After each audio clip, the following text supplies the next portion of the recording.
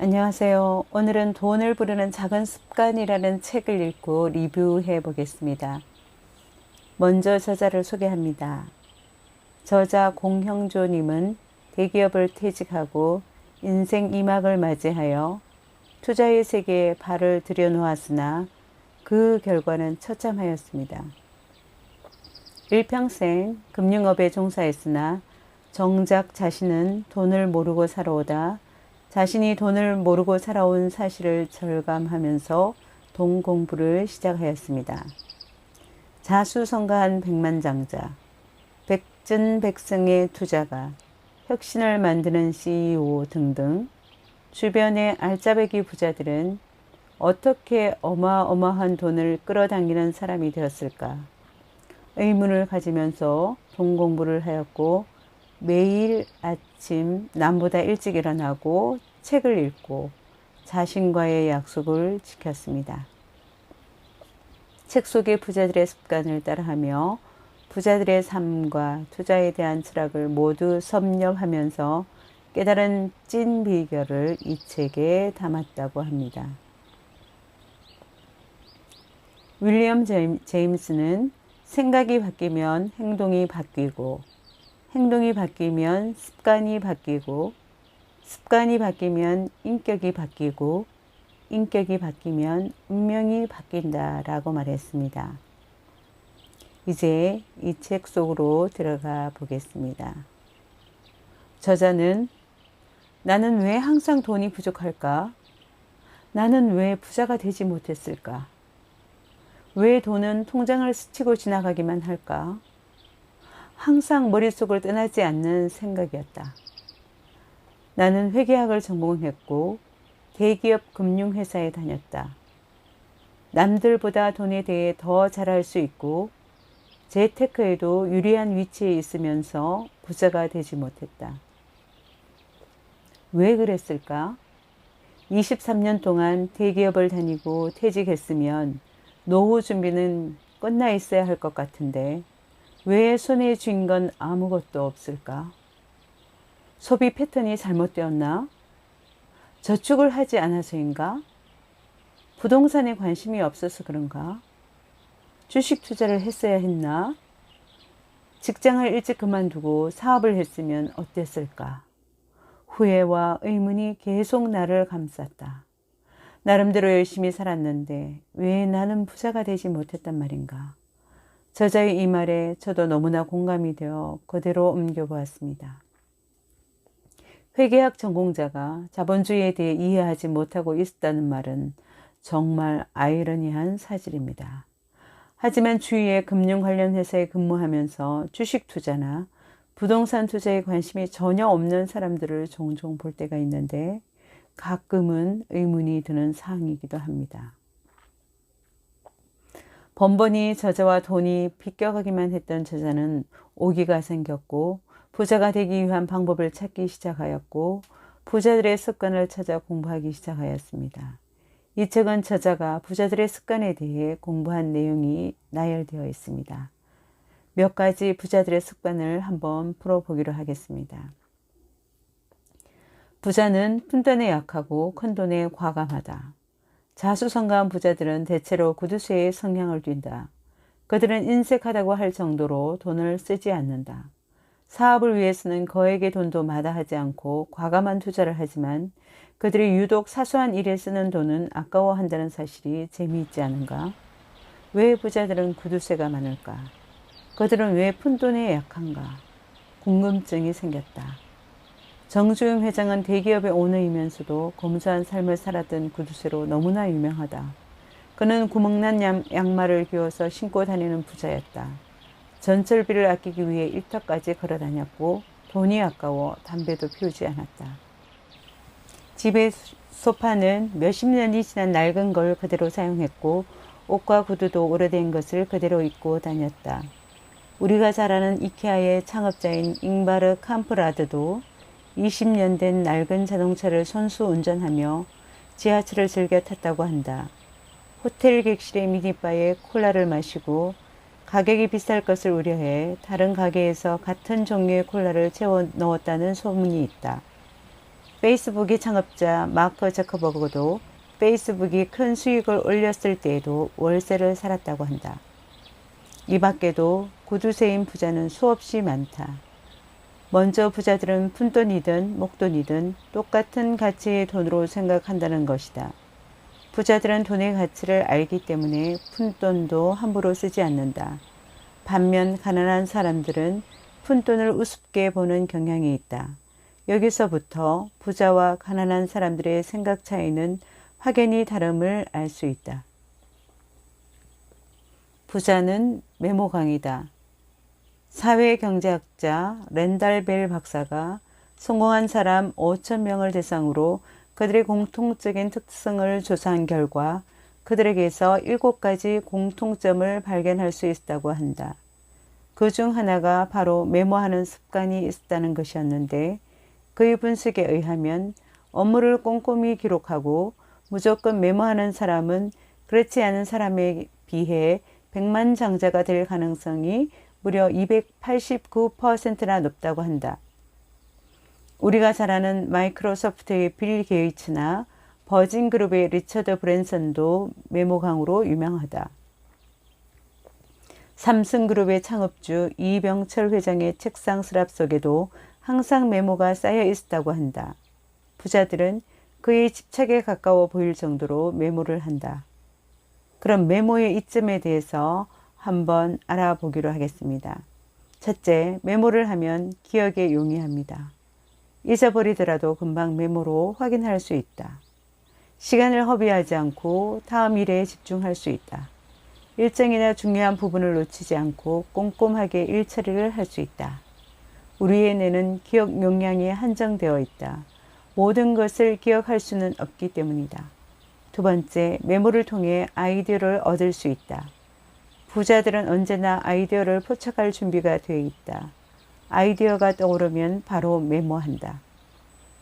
세 번째, 매사에 적극적이고 능동적인 자세로 임할 수 있다. 언제든지 떠오르는 아이디어를 놓치지 않겠다는 자세는 지금 현재를 적극적으로 살아가겠다는 마음가짐과 맞닿는다.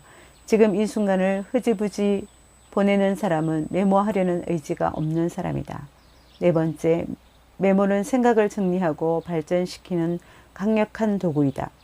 마지막으로 메모는 겸손이다. 잊어버린다는 사실을 인정하고 겸손하게 기록하는 것이다. 그렇지 않은 사람은 자만하는 사람이다. 부자는 책 한 권에 1조 원의 가치를 부여할 줄 안다. 인생을 바꾸는 부자 습관의 저자 토마스 C. 콜리는 부자와 가난한 사람의 일상 습관에 대해 조사한 적이 있다. 하루에 책을 30분 이상 읽는가? 라는 질문에 부자는 88%가 그렇다고 답했고 가난한 사람은 2%만이 그렇다고 답했다. 이어서 책 읽는 것을 좋아하는가? 라는 질문에 부자의 86%가 그렇다고 답했고 가난한 사람은 26%가 그렇다고 답했다. 이 결과만 보더라도 부자들 중에서는 타독가가 많다는 사실을 알 수 있다. 우리가 잘 알고 있는 손정희는 만성간염으로 시한부 판정을 받은 뒤에도 책을 읽었다고 한다. 소프트뱅크의 손정희 회장은 10년간 그의 10,000여 권의 책을 읽었다고 한다. 1957년 일본 규슈의 조선인들이 모여 살던 무허가 판자촌에서 태어나 그가 일본에서 제일 가는 부자가 되기까지 자양분이 되어준 건 다름 아닌 책이었다. 특히 그는 병석에서도 큰 힘이 되어준 책 료마가 간다의 이 구절을 어려운 순간마다 꺼내 읽으며 다시 열정을 불태웠다고 한다. 인생을 얼마나 오래 사느냐가 중요한 것이 아니라 하늘이 준 운명에 내 모든 것을 얼마나 깊게 불태웠느냐가 중요하다. 워렌 버핏 또한 다독가로 유명하다. 그의 책상에는 항상 신문과 잡지, 책이 놓여 있었다. 그는 한 분야를 완전히 꿰뚫을 때까지 파고들어 읽는 독서 습관을 가지고 있는데 반드시 하루에 500페이지 이상을 읽는다고 한다. 버핏은 이처럼 하루에 읽을 양을 정해 놓으면 독서 습관을 들이기 쉽고 꾸준히만 한다면 지식이 마치 이자처럼 불어나는 형태가 구축될 것이라고 말한다. 국내에서도 책을 읽고 삶이 변화되어 성공한 사람들이 많다. 카페 민들레 영토를 창업한 지승용도 2년간 2,000여 권의 책을 읽으며 사업 아이디어를 쌓았고, 작가 김병환도 3년간 9,000여 권의 책을 읽은 저력으로 성공할 수 있었다. 부자는 시간을 돈으로 인식한다. 부자들은 시간을 끔찍이도 아낀다. 그들은 시간을 바로 돈으로 인식한다. 약속을 지키지 않는 사람은 남의 시간을 빼앗는 사람이라고 인식하고 자신도 약속 시간에 절대 늦지 않는다. 남의 시간도 돈이라는 걸 알기 때문이다. 부자들은 시간을 지키지 않는 사람들을 극도로 싫어하는 경향이 있다. 1분 1초가 아까운 시간을 허비하도록 하기 때문이다. 그럼 시간이 어떻게 돈으로 환산되는지 간단하게 계산해보자. 연수입이 10억 원인 사람은 1시간이 약 11만 4천 원의 가치다. 수입이 우리나라 평균 연봉인 3,500만 원 수준인 사람의 1시간은 약 4천 원이다. 똑같은 시간의 가치가 이렇게 달라지는 것이다. 당연히 부자들이 시간을 아까워할 수밖에 없다. 시간을 잘 지키지 않는 사람은 자신이 가난한 사람이라고 생각하면 된다. 부자들은 그렇지 않다. 시간의 가치가 어마어마한데 막 버리겠는가? 그렇다면 가난한 사람들이 시간 가치를 높일 수 있는 방법은 무엇인가? 당연히 수입을 올리는 것이다. 하지만 당장 부자가 될 수는 없다. 그래서 차근차근 모아야 한다. 얼마 안 되는 돈이라도 꾸준히 모으면 부자가 될 수 있듯이 버리는 시간을 돈이라고 생각하고 모아보자. TV 앞에서 시간을 보내고 있는가? 별 의미 없는 인터넷 서핑을 하느라 스마트폰에서 눈을 떼지 못하고 있는가? 이제 그렇게 쓸데없이 낭비하는 시간을 모아 돈으로 바꾸어 보자. 책을 읽어도 좋고 운동을 해도 좋고 내가 성장하고 발전할 수 있는 시간이야말로 나를 부자로 만들어준다. 누구에게나 똑같은 24시간이 주어진다. 그 시간을 어떻게 활용하느냐에 따라 부자가 되느냐 가난한 사람이 되는가가 결정지어진다. 부자들은 돈에 대해 잘 안다. 달리 말하면 자본주의에 대해 잘 안다. 돈이 돌아가는 시스템을 잘 알고 활용한다. 곧 돈의 흐름을 아는 것이다. 돈이 흐르는 길목에 그물을 설치하고 돈이 들어오기를 기다리는 프로들이다. 그러니 돈이 모일 수밖에.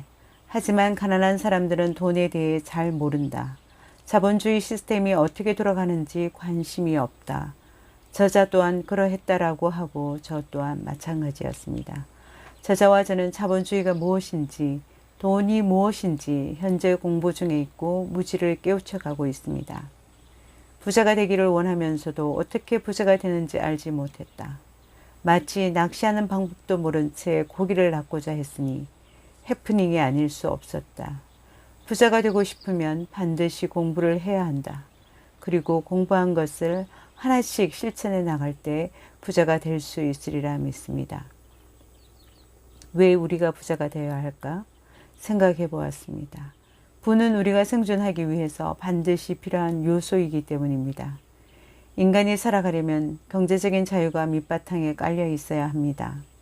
그렇지 않다면 시간의 자유 또한 누릴 수가 없습니다. 나의 의지와는 다르게 먹고 살기 위해서 남에 의해 끌려다니며 돈을 벌어야 합니다. 그러나 내가 부를 소유하고 있다면 타인에 의해서가 아닌 나 자신이 원하는 일을 자유롭게 할 수 있기 때문입니다. 나의 삶이 내가 원하는 나의 자유의지를 가지고 살고 있는지 남에 의해 좌지우지되고 있는지 한번 생각해 보면 좋을 것 같습니다.